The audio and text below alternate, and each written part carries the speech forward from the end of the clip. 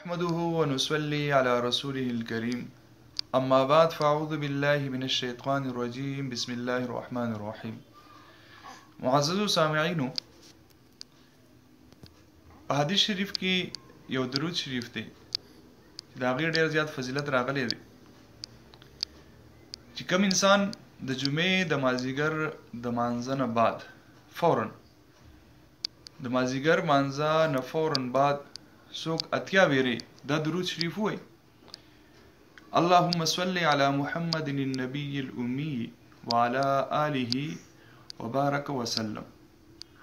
نو الله رب العزت با ویل اتیا ویری دی، اتیا ویری وای نو الله رب العزت با د اتیاو کالو ګناهونه د معاف کی او د اتیاو کالو قبول شوی عبادت ثواب به الله رب العزت د په عمل نامه کې ولیکي. یقینا چې ډېر د فضیلت خبره ده. الله رب العزت دې موږ ته په دې حدیث باندې د عمل کول توفیق را نصیب. آمین.